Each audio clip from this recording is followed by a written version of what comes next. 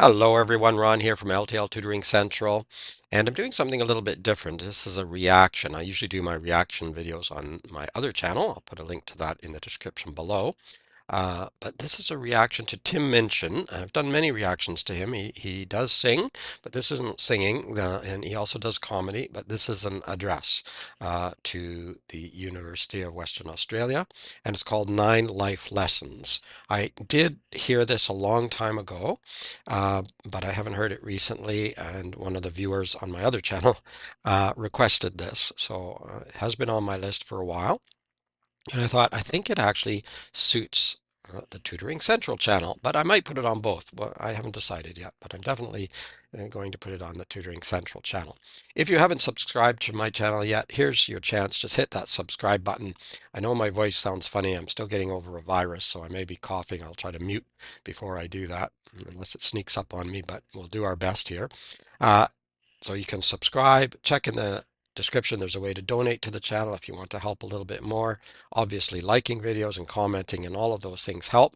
Also in the description will be a link to Tim Minchin's channel, so you can go and like and subscribe and support the artist, and also a link to the original video. So if you want to watch it there instead of watching it with my face, you can do that too. All right, let's have a listen. Ladies and gentlemen, please welcome Mr. Tim Minchin.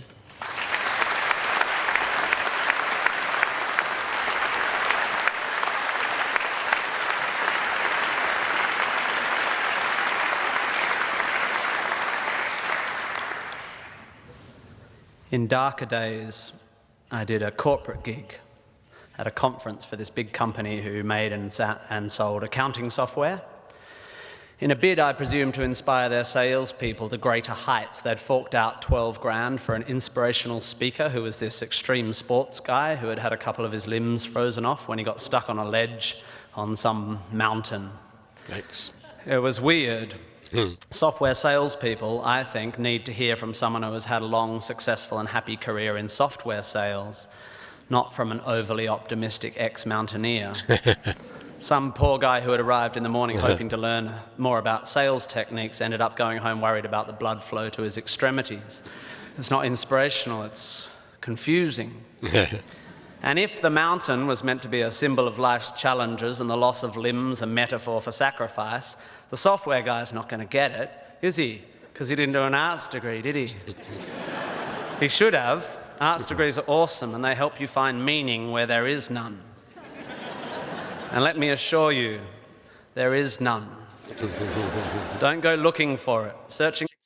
Yeah, an arts degree, sometimes they're frowned upon these days, especially more and more, I think.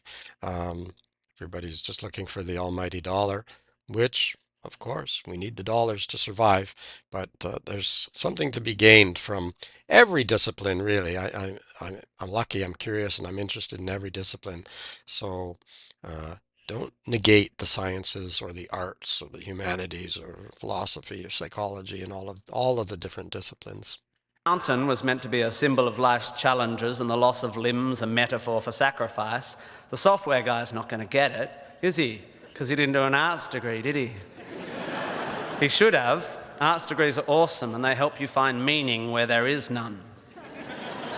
And let me assure you, there is none.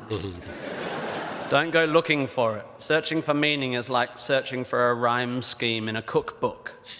You won't find it and it'll bugger up your souffle. If you didn't like that metaphor, you won't like the rest of it. Point being, I'm not an inspirational speaker. I've never lost a limb on a mountainside, metaphorically or otherwise, and I'm certainly not here to give career advice because, well, I've never really had what most would consider a job. However, I have had large groups of people listening to what I say for quite a few years now, and it's given me an inflated sense of self-importance. So I will now, at the ripe old age of 37.9, bestow upon you 9 life lessons. To echo, of course, the 9 lessons of carols of the traditional Christmas service, which is also pretty obscure. You might find some of this stuff inspiring, you'll definitely find some of it boring, and you'll definitely forget all of it within a week. And be warned, there will be lots of hokey similes and obscure aphorisms which start well but end up making no sense. So listen up or you'll get lost. like a blind man clapping in a pharmacy trying to echolocate the contact lens fluid. There's your simile for you. Looking for my old poetry teacher. Here we go. Ready? 1, you don't have to have a dream. Americans on talent shows always talk about their dreams. Fine, if you have something you've always wanted to do, dreamed of, like in your heart, go for it.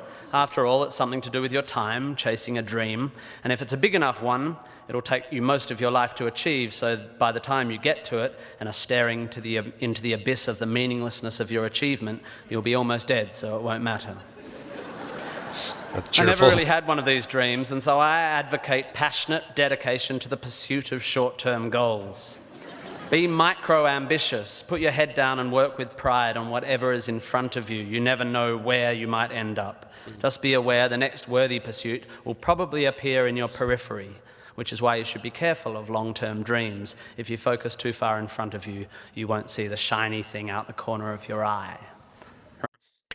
Yeah, I think that makes some sense. Obviously, it's okay to have dreams. It's okay to have the large goals, but then you should have those smaller goals, those mini goals as well. And you learn and you make different decisions as you progress. It's not something that's you know completed in your head already. So I think he's talking about the big dream, and sometimes people are just so focused that they never see what's on the periphery, and there might be some very good things there. And that changing directions or shifting that's okay. Good. Advice, metaphor. Look at me go. 2, don't seek happiness. Happiness is like an orgasm. If you think about it too much, it goes away.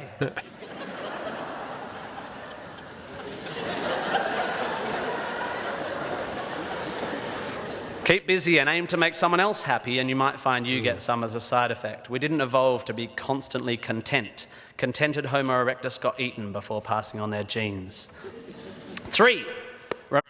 Yeah, that's good. I always say if you're feeling poorly, try to do something for someone else. It'll make you feel a lot better. That's what he's saying there too. And I don't know, I think we all do sort of seek happiness or contentment to some extent, but I guess in the extreme, we have to recognize that we're going to have some troubles along the way. But it's all luck. You are lucky to be here. You are incalculably lucky to be born, and incredibly lucky to be brought up by a nice family that helped you get educated and encouraged you to go to uni. Or if you were born into a horrible family, that's unlucky and you have my sympathy, but you are still lucky. Lucky that you happen to be made of the sort of DNA that went on to make the sort of brain which, when placed in a horrible childhood environment, would make decisions that meant you ended up eventually graduating uni. Well done you for dragging yourself up by your shoelaces, but you were lucky. You didn't create the bit of you that dragged you up. They're not even your shoelaces. I suppose I worked hard to achieve whatever dubious achievements I've achieved, but I didn't make the bit of me that works hard. And any more than I made the bit of me that ate too many burgers instead of attending lectures when I was here at UWA.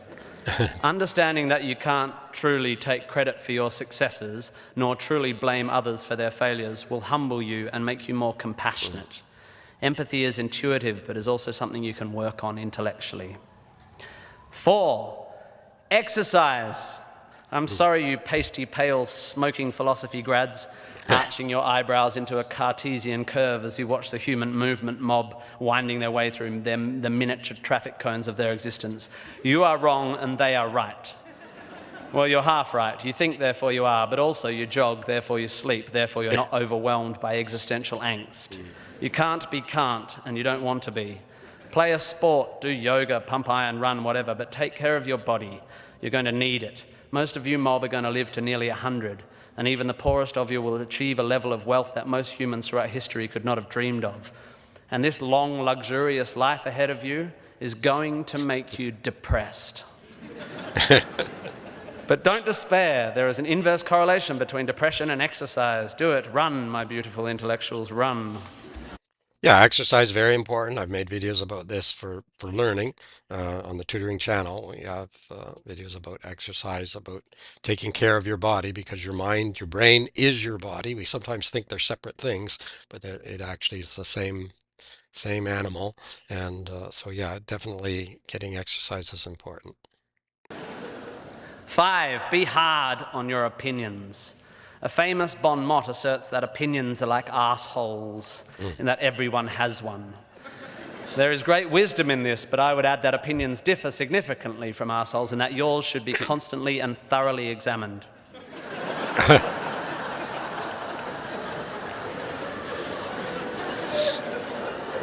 I used to do exams in here. It's revenge. We must think critically and not just about the ideas of others. Be hard on your beliefs. Take them out onto the veranda and hit them with a cricket bat. Be intellectually rigorous. Identify your biases, your prejudices, your privileges. Most of society's arguments are kept alive by a failure to acknowledge nuance. We tend to generate false dichotomies and then try to argue one point using two entirely different sets of assumptions, like two tennis players trying to win a match by hitting beautifully executed shots from either end of separate tennis courts. By the way, while I have science and arts graduates in front of me, please don't make the mistake of thinking the arts and sciences are at odds with one another. That is a recent, stupid, and damaging idea. You don't have to be unscientific to make beautiful art, to write beautiful things. If you need proof, Twain, Douglas Adams, Vonnegut, McEwen, Sagan, Shakespeare, Dickens for a start. You don't need to be superstitious to be a poet. You don't need to hate GM technology to care about the beauty of the planet. You don't have to claim a soul to promote compassion. Science is not a body of knowledge nor a belief system. It is just a term which describes humankind's incremental acquisition of understanding through observation. Science is awesome. The arts and sciences need to work together to improve how knowledge is communicated. The idea that many Australians, including our new PM and my distant cousin Nick Minchin, believe that the science of anthropogenic global warming is controversial is a powerful indicator of the extent of our failure to communicate. The fact that 30% of the people in this room just bristled is further evidence still. The fact that that bristling is more to do with politics than science is even more despairing. Yeah, that's sort of what I was saying before. We need all of the disciplines. We shouldn't look down on any of them. Education and learning is important, and look everywhere and at everything, and including, or maybe especially, as he says, our own prejudice and biases and ideas, and check and double check and beat them up and test them, just as they do in science. You test and you test and you retest. You don't accept. You just find out if there's any reason to reject. Yeah, very important. I like this one coming up too. 6. Obviously, I'm going to like this one. Be a teacher, please, please, please be a teacher. Teachers are the most admirable and important people in the world. You don't have to do it forever, but if you're in doubt about what to do, be an amazing teacher. Just for your 20s, be a teacher. Be a primary school teacher, especially if you're a bloke. We need male primary school teachers. Even if you're not a teacher, be a teacher. Share your ideas. Don't take for granted your education. Rejoice in what you learn and spray it. 7. Yeah. Again, I have often said in many of my videos, in the book that I wrote, I will put a link to my book down below as well. Teach myself.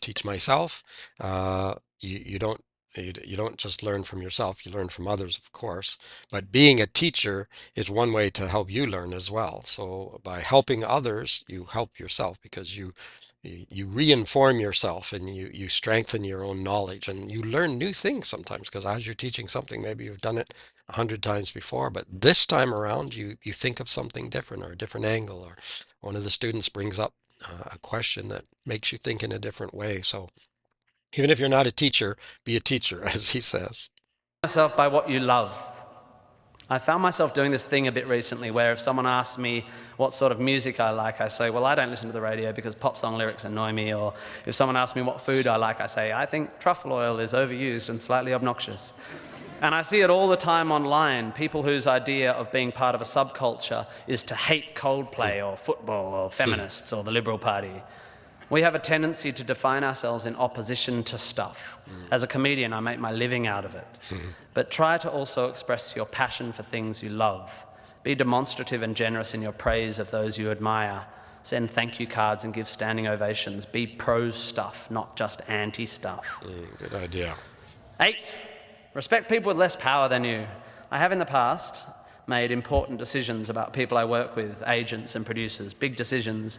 based largely on how they treat the wait staff in the restaurants we're having the meeting in. I don't care if you're the most powerful cat in the room, I will judge you on how you treat the least powerful. So there. No. Yes, I think that's very true. Uh, when my wife was alive, and well, we weren't married yet. This was before we got married, but we went for dinner, a very nice dinner, and with a lawyer.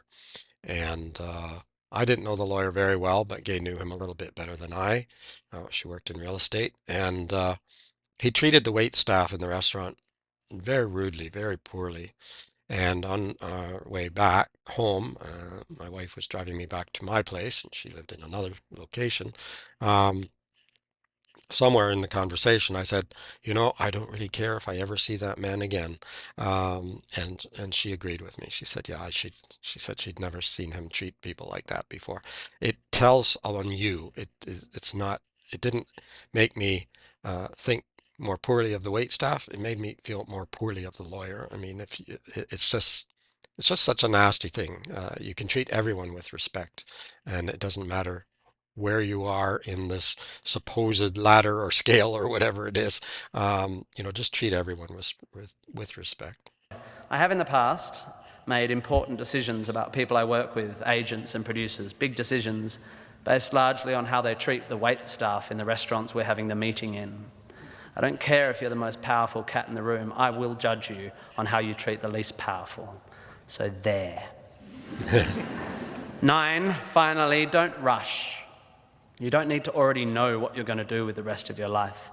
I'm not saying sit around smoking cones all day, but also don't panic. Most people I know who were sure of their career path at 20 are having midlife crises now. I said at the beginning of this ramble, which is already 3.5 minutes long, that life is meaningless. It was not a flippant assertion. I think it's absurd, the idea of seeking meaning in the set of circumstances that happens to exist after 13.8 billion years worth of unguided events. Leave it to humans to think the universe has a purpose for them. However, I am no nihilist. I'm not even a cynic. I am actually rather romantic. And here's my idea of romance. You will soon be dead. Life will sometimes seem long and tough, and God, it's tiring. And you will sometimes be happy and sometimes sad, and then you'll be old, and then you'll be dead. There is only one sensible thing to do with this empty existence, and that is fill it. Not fill it, fill it. And in my opinion, until I change it, life is best filled by learning as much as you can about as much as you can, taking pride in whatever you're doing, having compassion, sharing ideas, running, being enthusiastic. And then there's love and travel and wine and sex and art and kids and giving and mountain climbing, but you know all that stuff already. It's an incredibly exciting thing, this one meaningless life of yours. Good luck, and thank you for indulging me. Bravo. Okay. Just gonna back up here a little bit. So, yeah. So he's saying there's no universal meaning. There's nobody wrote the book, and this is what's supposed to happen, and there's where justice lives and everything else. I mean, it just isn't like that. Um, and I tend to agree with that. He's very humorous. He's very comedic in the way that he presents all of his 9 life lessons. I think they're very important lessons. I think you can take them to heart and use them. I think they can be very helpful. And so sometimes you might think, well, if there's no meaning, then why bother? You don't have to be a nihilist or a cynic, as he says. I think for me, there's meaning, small m meaning within my life and my family and my friends. And my learning, and as he says, keep learning and keep discovering things. It's amazing enough. We don't need anything outside of that. We don't need anything more. And the meaning is within that. And for me, anyway, that's the way I would interpret it. And sorry. Um, yeah, there's just a lot here. You could talk about it for a long, long time. And you may disagree with some of the points, but I think if you dig deep enough, you'll find that because of the way that he was introducing them in a humorous way, they do make sense, at least in part for you. They all make perfect sense to me anyway. So, yeah, learning very, very important. Of course, I liked the one about being a teacher, as I said, but let me know uh, maybe what you think of the whole video, what you think of some of the lessons, which lessons are maybe the most important for you, what you extract from it, what you can get out of this. I think it's I think it was very well done, very humorous as he often is, and made his points in a way that a lot of people can digest them. But I think sometimes you need to listen more than once to get all the nuances of what he was saying and to understand it. Uh, if you liked the video, give it a thumbs up. Don't forget to hit that subscribe button. Check in the description to uh, find a link to Tim Minchin's channel and go and subscribe there and like and comment and things like that. Support the artist. We always want to do that. And there'll be other links down there too, like I say, to my book and the other channel, etc. And other than that, keep learning, keep having fun. Don't panic. Oh, that's what I didn't stop. Don't panic about what you're doing in your career. You can make changes. People, that's connected to the major goal idea that he mentioned earlier. You can make changes as you go, and often people are more happy in their second career or even after they so-called retired and they do something as a hobby. It turns into a money-making job, and it's the happiest they've ever been after 30, 40 years in a career that they thought they wanted. So yeah, keep your eyes open and watch for the periphery stuff as he mentioned before, and you'll be fine. Um, Sometimes things don't turn out the way we plan, or sometimes the goals we thought we wanted change over time. So, all right, it is Ron from L.T.L Tutoring Central. Thank you for watching. Don't forget to subscribe. Keep learning and keep having fun. Until next time, bye bye for now.